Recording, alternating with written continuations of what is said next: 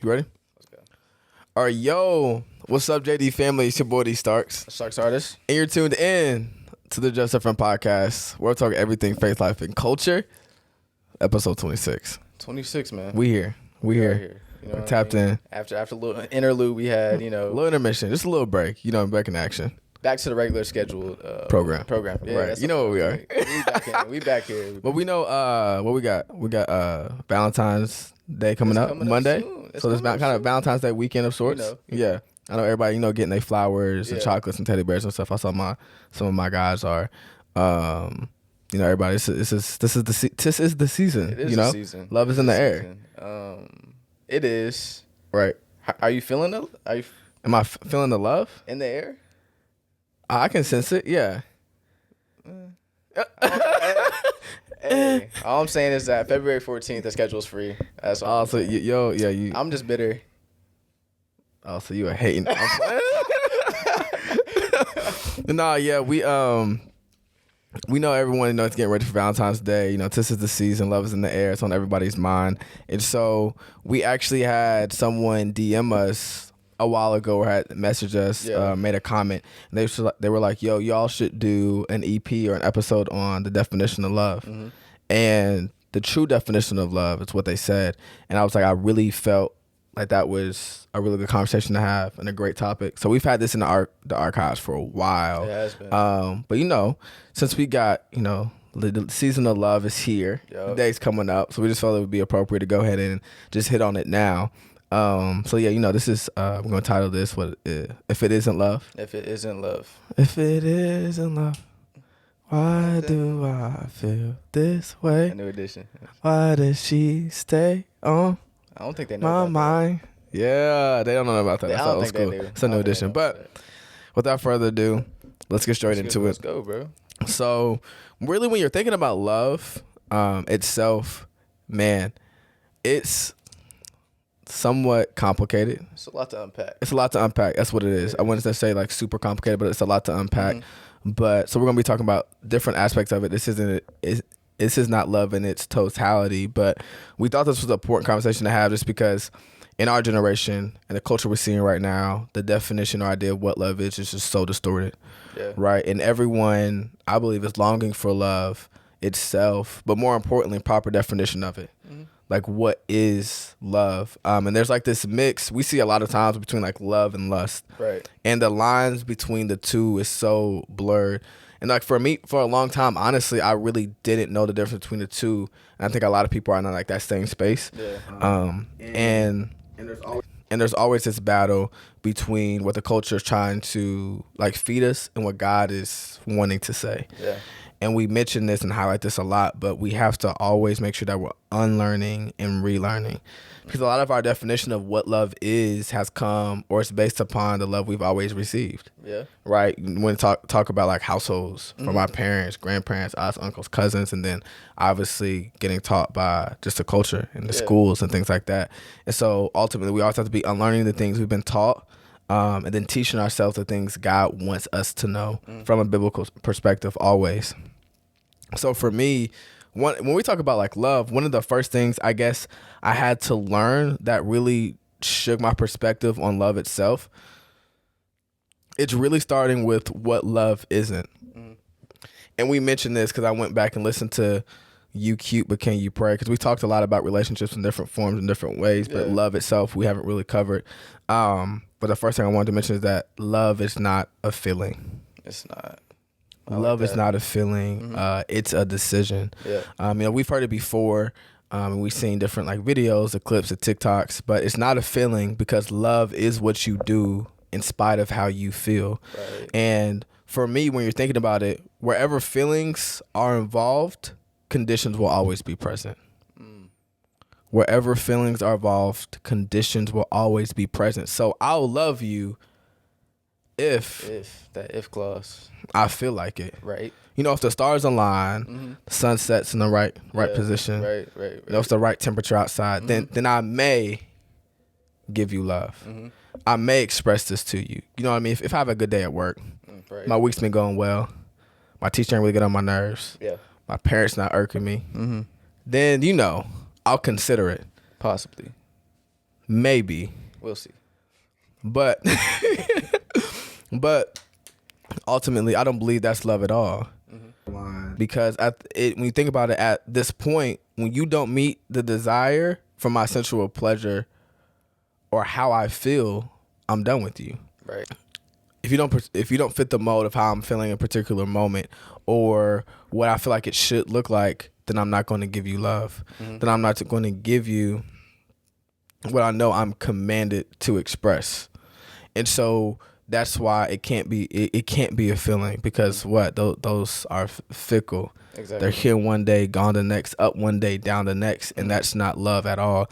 And this is for the OGs, but I remember in just an intro I had mentioned this, but it was God doesn't love us if he doesn't love us when he doesn't love us because he loves us, period. We need it on a shirt. Need it on a shirt, but he loves us, period. And I bring this up because when I was kind of studying for this and looking up different things in sermons, I was listening to something about Miles Monroe. He asked a rhetorical question: why does God love us? Then he continued to say that when you look at the Bible in all 66 books, through every verse, every chapter, you see that there's nowhere in the Bible that explains or gives a description or some reason on why God loves us. And then he said, that's because, kind of with what I mentioned earlier, wherever there's a reason, there will be a condition. Because, I love you because of your intelligence, because of your beauty, because of your courage, because of your faith, because of your boldness, because of, just who you are. Right. But what happens when my beauty fades? What then? What happens when my intelligence ceases? It's bound to happen. When I have a moment that I'm not bold. Right. I'm not that courageous. Or I'm in a period of my life where I'm not acting like myself. Then my love fades. Where's it at then? And he was saying that if there's a reason he loves us, then at some point, that reason will give him a reason not to. And so, and even bigger than that, when you think about it, he loves us because that's who he is. A lot of that has nothing to do with us itself. God is love. It talks about that in 1 John 4. And so I bring all that up to say that if God's love isn't conditional, I don't believe ours should be either. On any level, when we're thinking about friendships, we're thinking about family, even on a romantic level, it shouldn't be conditional. And, in Mark 12:31, when he talks about to love our neighbors as we love ourselves, there's no condition there. There's no if statement. There's no but statement. There's no because. There's no you should do it if this, when this. It's love them, period.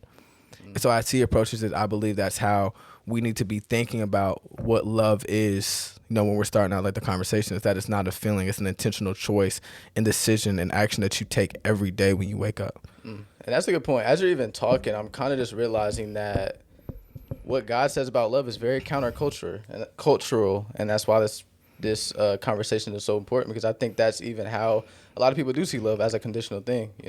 Even going deeper on that, I think the culture defines love as a once in a lifetime choice, while I see God defines it as a daily decision. The culture defines love as a completion to a journey, but I think God defines it as something that will aid you in the journey. So I think Yo, hold on. We're not about to pass through that. What? Hold on. Say that again. I said the culture defines love as a once in a lifetime choice, but God defines love as a daily decision. The culture defines it as a once in a lifetime choice. God defines it. It's a daily decision. Daily decision. What was that? What was that next part? I said the culture defines love as a completion to your journey, but God defines it as something that will aid you in your journey.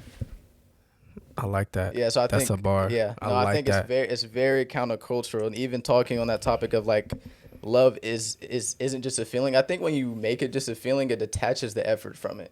That's what I've noticed in my own experience. I had to realize that you have to put that effort in and do your due diligence of learning one another and being on the same page, because all of us have different life languages. I think this is something that stems from, where you grew up, who taught you, all these other things, etc. That plays into that. But for example, like a person who grows up in a home where, the parents are very wealthy and they exchange gifts, they might see love as, gift giving. But someone who didn't grow up in, a family that was as fortunate and their family and their parents spent a lot of time together, that might be how they see love, right? So when these two come together and they don't do that due diligence of communicating and learning each other, then there's gonna be disconnect there. There's gonna be some miscommunication there. So you have to understand that effort has to come with it.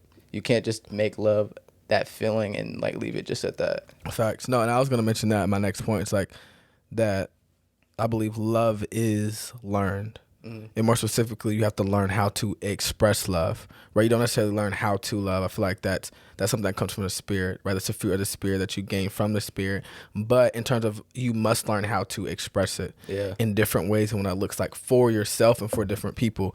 And you said this in EP3 when I was going back on it, but you said that we focus so much on falling in love, we never educate ourselves on how to stay there. Right. We focus so much on falling in love, we never educate ourselves on how to actually stay in love. And I think it's important what you're saying in terms of like it takes effort, because when you're thinking about love, like we said, it's a lot to unpack. And like love has types, it has different definitions, it has languages. So this is the thing you really have to digest. Really. And it doesn't just come automatically, like just from some passionate romantic connection or some type of, eye contact you made with somebody at school or at that function. And I don't think love is something you just fall into. I don't think it's something you fall into, because when you think about falling in love, or I fell in love, or we fell in love, I think it's dangerous because there's a misconception behind it, and it expresses this notion that love is effortless. That love is effortless, and it doesn't take too much work or too much intentional activity for it to really happen, or for it to cultivate, or for it to be lasting. Because when you think about it, like you usually fall by accident. By accident. You usually fall by accident. And so whenever, like, subconsciously, not that you intentionally think that, of course, love, you think in our heads, okay, love takes effort. But I think this, I don't know, hopeless romantic type of over or overtly romanticizing this idea of love has made us think it's just like super effortless, right? Now I'm thinking that for me, what I've had to realize is the fact that love is extremely intentional, and love itself is like practical a lot of times, and I don't think like we realize that to its totality a lot. And I think even talking about like that hopeless romantic attitude, I don't think there's anything wrong with that, but I feel like for me personally, I'm the type of guy that's like hope for the best, prepare for the worst. So it's like obviously having your hopes high for something, but also making sure that you're prepared for when it actually comes to you. So when we're talking about like, this hopeless romantic thing, I don't think there's anything necessarily wrong with that. It's just the preparation that comes along with that excitement for the idea of it. No, facts, yeah. And I think a lot of people, they don't want to talk about this just because they think that the practicality of love takes the romance out of it. Because learning how to communicate, taking time to navigate through arguments, sacrificing your preference for theirs, putting your pride aside to serve who you're with, your significant other, the person you committed your life to, making that daily decision, that's not rose petals in the bathroom. It isn't. That ain't the bubble bath with the candles lit. It's not. That ain't the cute picture under the tree because y'all just had a picnic with the wind blowing, the sun's bright, and the sky's blue. Like that ain't really what it is. When you think about the practicality of that sacrifice that it takes, and the work and that effort.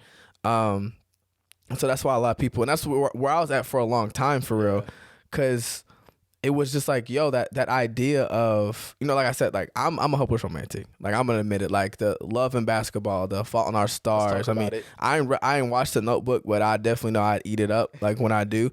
So it was always like, it was just like I said, it was something that you fell into, and it was just like this event. It was like you said earlier, it was just this event. That's what love felt like. It was an event. Damn. not realizing it was something that like it was more than an event. Like it was a process. It was a process.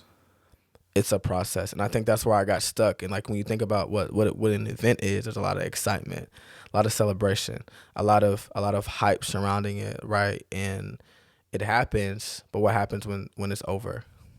Right? People always talk about like honeymoon stages sometimes, and I think that's what we just think love in its totality is.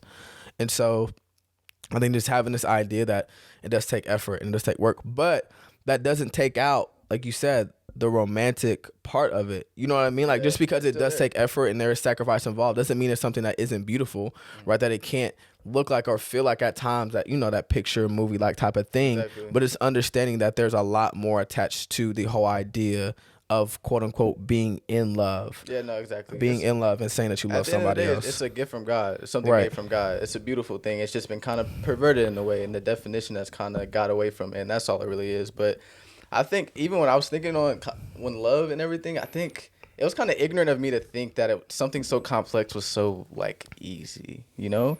Even till recently, I didn't even know there's different love languages. Did you know that? I just recently found that out though. Seriously? Don't kill me. I just recently found out. Not like recently, like a year or two. Okay, I guess that's fair. You know, I just found out like there's different loves, words of affirmation, acts of service, receiving gifts, quality time, and physical touch. Like, and kind of, I guess that makes sense, but it's like when you don't really take the time to learn that, you kind of just like don't really think too much about it. So that's why it's important, I think, like we're talking about, to put that effort in to really realize what you're getting into before you kind of just jump into it, you know? Facts. So I think it kind of became dangerous when we just made we made love something you don't learn. Exactly. When we made it something you don't learn, and it wasn't something you actually sit down and talked about. You're right. And actually was intentional about, okay, this is what this looks like. This is what it should be.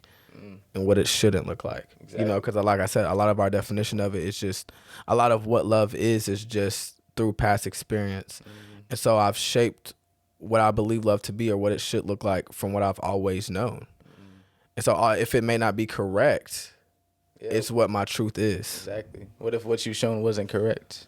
Exactly. That's the problem. So understanding that it is learned, I think, is important. And I wanted to bring up the scripture or this verse at least, because this is the one everybody got in their home, up in their crib. I mean, I'm not judging. It's all grace. We got it. My mom still got it. Like entire 19 years old, she's got it. But 1 Corinthians 13, verses 4-5, and it says that love is patient, love is kind. It does not envy. It does not boast. It is not proud. It does not dishonor others. It is not self-seeking. It is not easily angered. It keeps no record of wrongs. Now, for me, whenever I read this, I really think about like love is sacrifice. Right. If I'm summing this up, when I'm looking at all these characteristics of what the Bible is saying, what love is and what it's not, all I see is sacrifice in every one of these statements.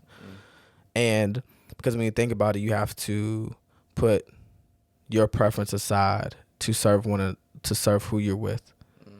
To serve who you're in community with, who you're in relationship with, to be patient and to be kind. Right. You have to humble yourself, put your pride aside, and what you think things should be, so you cannot be envious, so you don't boast, so you're not proud, right? And then you have to also understand that you can't put your own attitude aside to make sure that you're not dishonoring others, and that you're not self-seeking, right? And you have to tap into, again, like that patience and long suffering from the Spirit, that it's not natural to you, so you're not easily angered. Exactly. So, and so on and so forth. And when you're thinking about like these things, each one of them takes sacrifice and intentional effort to really keep up with. And I don't know why, but for the first time when I was reading this, even before we recorded, it's the first time I saw that all these things take sacrifice. And I think we love to quote this. We love to put this on the Pinterest background. We do. Trust me, on the Visco, and the nice Instagram page with a nice background, you know, up on the wall, and it's romanticized, which I don't think is always a problem. But I think because of that reason, sometimes I was blinded by the fact that this is all work. It is. Like not to boast. Oh, like dang. Not self-seeking, bro. Like keep no records of wrongs. Really? Like to forgive. That ain't nothing that you just do. That ain't nothing you just walk into like, oh yeah, like okay, I got you. Exactly. I heard you. Oh yeah, this is real though. This is love. So it's gonna be something that's that easy. Like so, just kind of reiterating like we had already stated and like highlighting that because when I read that verse for the first time, like I don't know why it was like when I really saw sacrifice a lot of it. Yeah, and even another testament of that is I think is when I read John 3:16, it says God so loved the world that He gave. So He loved, so He gave. So sometimes love looks like giving, and I think this is important because I've noticed. Think about it. When you're living your whole life thinking about love, subconsciously you're kind of only thinking about how it can benefit you, like, oh, I want love, it's going to make me happy, you know what I mean, it's going to make me content, but we don't really think much about, oh, I want love so I can give, Right. So I think we need to even rewrite the way that we're looking at that so even recently, instead of looking at love like I want to find my wife, I look at love like how can I become better for my future wife, so like looking at it more of like a what am I giving, not just what am I taking, because it is like a give and take type of thing. So 100%. I think whenever I was watching some things and doing some study, I think someone described or defined love as what you're willing to give up for someone. I like that one. It's what you're willing to forfeit for someone else. That's love. It actually has nothing to do with you. That's tough. And I was like, dang. Mic drop. Like, that's really deep. I've never really thought of it like that. When you think about love, when you're making that commitment on any level, right? If that's with friends, platonic, we're talking more romantic in these senses, but it's so I love you. That means I'm willing to give something up for that love. I'm willing to give something up for you. I'm willing to sacrifice for you. I'm willing to put my preference, my pride, what I would like to see aside for you. That's love. It actually has nothing to do with you. So yeah. I thought that was a good point that somebody brought up, but it goes back into what you're saying. Nah, that's a good point. So yeah, and even further when you're thinking about love, like Jordan mentioned earlier, the love languages and all that's about love languages. You have to be more acquainted, not only acquainted with how you receive love, but how who you're around receives it as well, right? Like, and so that's another part of like sacrifice and putting yourself aside is the fact that, okay, if my love language may be words of affirmation, but my family members may be acts of service. Right. So you can't always just make this assumption and make, okay, how I receive love is how everyone else does as well. It always takes that sacrifice. And then we're thinking about languages. You also got to think about there's like types of love. Right. So we've heard these before, but it's eros, storge, philia, and agape. So when you're thinking about eros, that's your more romantic love. So that's your little boo thing. You know what I mean? Then you got storge, which is more family. So that's your mama, your daddy, your auntie, your pops, your grandma, and all that good stuff. And then you have philia, which is just more brotherly love, and just like your acquaintances, peers, friends. You can put like that category in that. Then you have agape, which is ultimately God's love and the love that He has for humankind. So typically, that's the four that a lot of people are familiar and acquainted with. That's the ones that I've learned. But ultimately, if I'm being honest with y'all, I learned this. I'm like, that's cool. Like, you know that one TikTok sound. It's like, this is good. But why not go put this energy into like a job or something? That's how I felt when I learned this. I'm like, this was cool, right? And it was nice. And I mean, this is when I was super, super young. But okay, how does this apply to me? Like, how is this really important? What significance does this have for me actually understanding different types of love and what that even means? Exactly. And all these Greek words. So I was thinking about that for myself. And now, like, I think this is important because you have to realize every relationship requires definition. Every relationship requires definition. So in terms of definition, you have to know like the boundaries, the ins and outs, and the limits of who you are in relationship with on every level. And so with that being said, there's no way you should be expressing romantic love and brotherly connections. Right? Like there's no way, oh well, like he's just my friend. But that love you're extending is romantic in nature. That doesn't fit the definition. Exactly. And I think that sometimes we believe we have to show the same type of love to every type of person But you have to understand that every type of person in your life isn't fit for the same type of love. So you have to understand these different things, so you're understanding different boundaries that you have, right? So like in terms of, you shouldn't be attempting to give God's love in romantic connections, because that's something you'll never fulfill. What does that look like? Missionary dating, trying to bring someone into their salvation and closer to God, and only his love can do that. Yep, that's the one. So with that being said, that's why it's important to understand how these different things are expressed. And it's because you can send love that doesn't fit definition. Okay. And what happens when something doesn't fit? It causes tension. You said something. It causes tension. And so you're walking around in shoes that don't fit, completely uncomfortable, but still doing it for the aesthetic, because it looks good, right? Because it feels like it's an image you have to uphold and something you have to do, right? And so when you translate that to relationships, I think a lot of people are walking around uncomfortable, and I think a lot of people are walking around very uncomfortable in very tense situations, carrying unnecessary weight in things because you sent love or expressed love in the wrong direction. That didn't fit the definition of the relationship that you were with. Tough. But you continued to do it because you felt like you had to. That's good. Oh, that's my friend from way back when. Right. That's my family though. Oh, well, I don't know. I just can't let them go. Like, I really think, like, you know, they're going to check this box soon. Like, they're going to get there. Right. Or, nah, bro, like, I'm telling you, like, bro, I know she ain't been in the church, but I'm telling you, bro, like, I mean, she's getting... It doesn't fit. And it causes tension. So that's why it's important, because every relationship requires definition. So you have to understand these types of love, so you know which type of love to give to the type of relationship in which you are in. Because you can't mix these different four exactly in any of these. And so that's why I would say that kind of like what I thought about when I'm thinking about these different types of love. Like, okay, that's cool, but why is it important? And it's because of that. And understanding like these different loves do apply to different people in your life, and being very intentional, vigilant, and insightful about that, and how that fits to everybody around you. Right, exactly.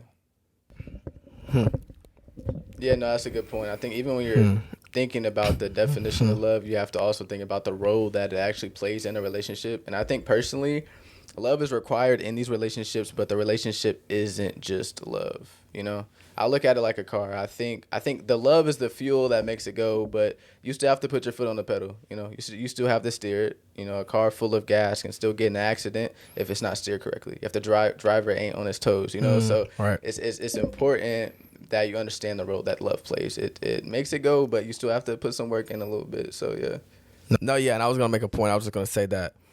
I don't know. This may be controversial. Who knows? But we here now. We here now. About it. That love isn't enough. Okay.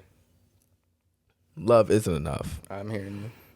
I didn't say God's love isn't enough. Let me be very clear about that. That's not what we're talking about. I'm talking about within the context of a relationship and making a relationship work and its longevity, and where we talk about this process, right? It's not enough.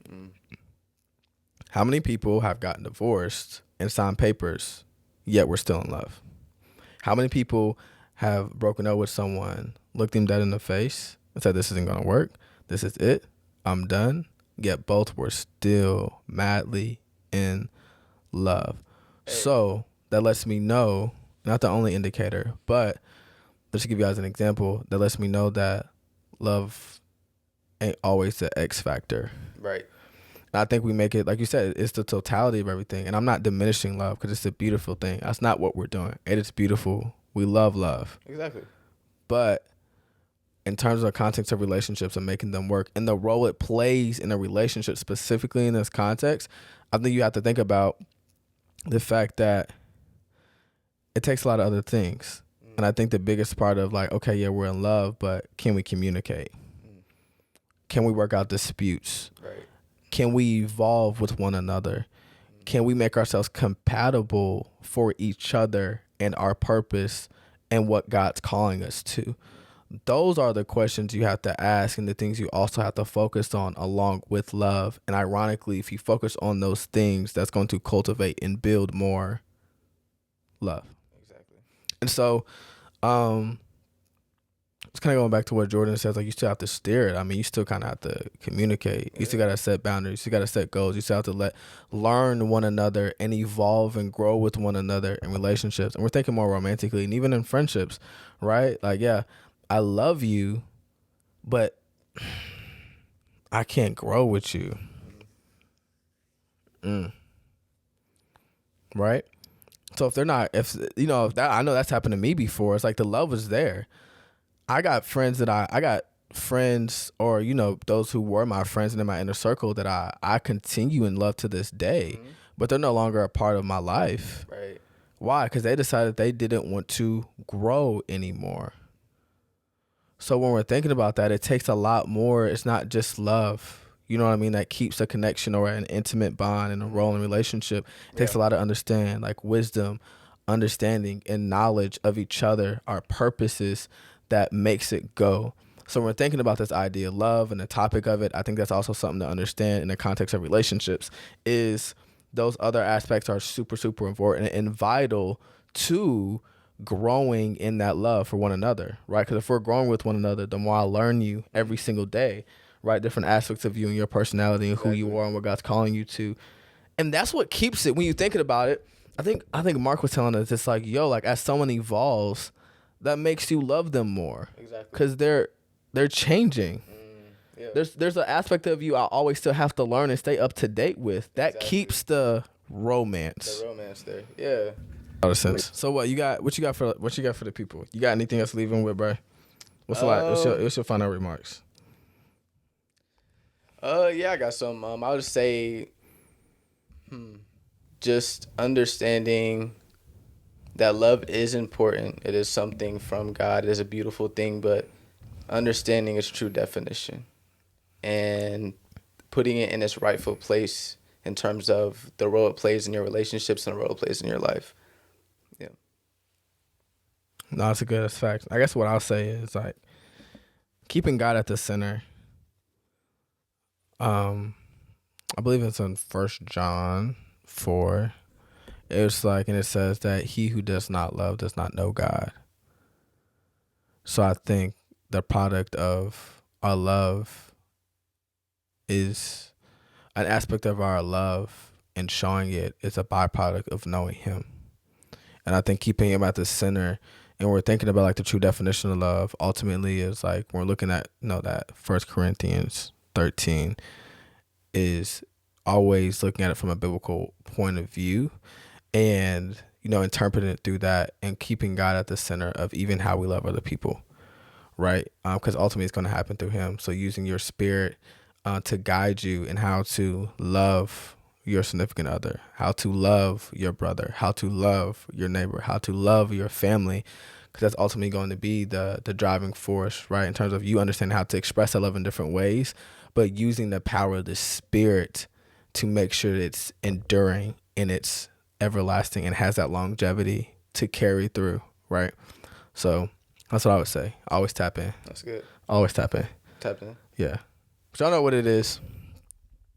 We love y'all. Thank y'all for tuning in. But stay you, stay real, and stay humble. We'll catch y'all next week. Have a good one.